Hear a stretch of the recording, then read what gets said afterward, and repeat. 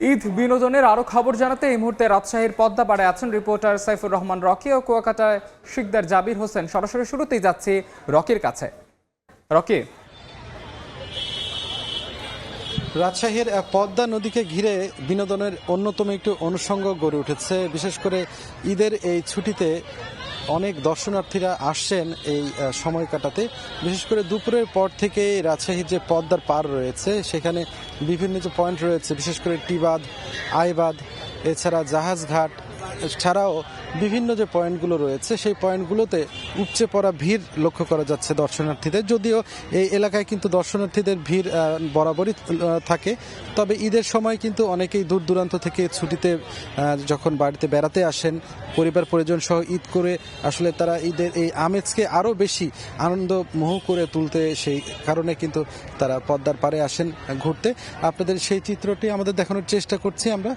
অনেকে কিন্তু আমরা দেখছি যে নৌকায় করে স্বজনদের নিয়ে ঘুরে বেড়াচ্ছেন, কেউ কেউ নদীর পাড়ে যাচ্ছেন, মধ্যচরে যাচ্ছেন, সেখানেও অনেকে যে তাদের যে ভালো সময়টা সেখানে কাটাচ্ছেন।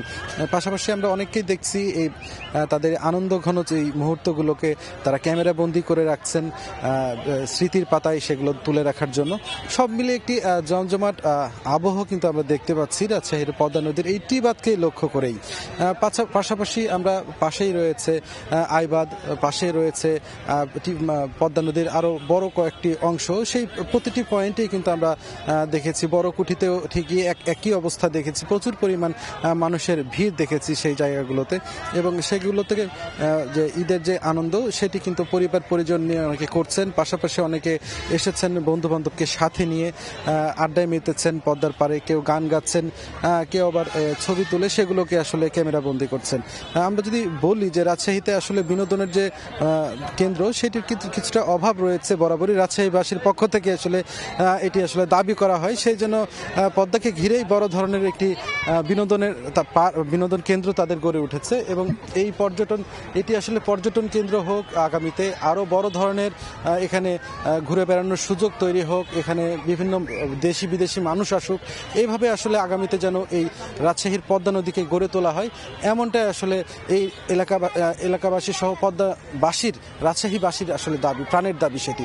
তো এই ছিল আমার কাছে ঈদের দ্বিতীয় দিনের যে ঈদের আমেজে মেতে উঠেছেন দর্শনার্থীরা, সেটির সর্বশেষ খবর। এখন আমরা চলে যাচ্ছি কুয়াকাটায়, সেখানে আছে আমাদের সহকর্মী শিকদার জাবির, তিনি জানাবেন সেখানকার পরিস্থিতি।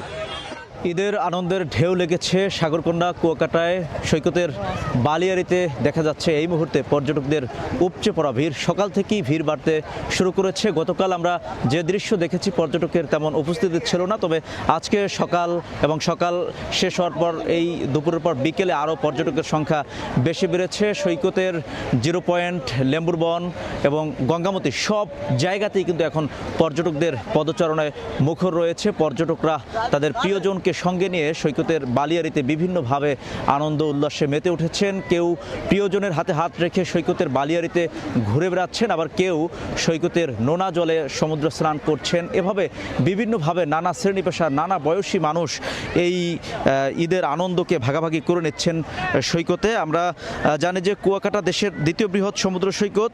এই সমুদ্র সৈকতে একই স্থানে দাঁড়িয়ে দেখা যায় সূর্যোদয় সূর্যাস্ত, যেটি দেশের অন্য কোনো সমুদ্র সৈকতে দেখা যায় না, যার ফলে পর্যটকরা সবসময় তাদের পছন্দের তালিকায় প্রথম দিকেই রাখেন কুয়াকাটাকে। ঈদের যে এখন ছুটি, এই ছুটিতে মূলত কুয়াকাটা এখন এক প্রাণবন্ত পর্যটন কেন্দ্রে পরিণত হয়েছে, যেখানে প্রকৃতি আর মানুষের মিলনে আসলে এই জায়গাটি উৎসবমুখর হয়ে উঠেছে। উৎসবের এক অনন্য আবহ বলা চলে এই কুয়াকাটার এই জায়গাটি। এখানে পর্যটকদের নিরাপত্তায় টুরিস্ট পুলিশ, নৌ পুলিশ এবং স্থানীয় প্রশাসন তৎপর রয়েছেন, তারা পর্যটকের নিরাপত্তায় কাজ করছেন। আমরা হোটেল মোটেল ব্যবসায়ীদের সঙ্গে কথা বলেছি, তারা যেটি বলেছেন যে পর্যটকের উপস্থিতি আজ বাড়তে শুরু করেছে এবং হোটেল মোটেলের অধিকাংশ রুমই কিন্তু বুকিং রয়েছে এবং আগামীকাল থেকে হয়তো পর্যটকের সংখ্যা আরও বেশি বাড়তে পারে, সেটিও কিন্তু হোটেল মোটেল মালিকদের পক্ষ থেকে জানানো হয়েছে। তারা বলছেন সৈকতে ঘুরতে আসা পর্যটকদের যাতে কোনো ধরনের হয়রানির শিকার না হতে হয় এবং পর্যটকরা যাতে সুন্দরভাবে তাদের এই সুন্দর সময়টাকে কাটাতে পারে সেটির জন্য স্থানীয় প্রশাসনের পাশাপাশি স্থানীয় ব্যবসায়ীরাও সহযোগিতা করবেন সেটাই কিন্তু তারা বলছেন। তো কুয়াকাটা সমুদ্র সৈকত থেকে এতটুকুই ছিল আমার কাছে, সব শেষ। রাজশাহী থেকে রকি এবং কুয়াকাটা থেকে শিকদার জাবির জানাচ্ছিলেন ঈদ বিনোদনের খবরাখবর।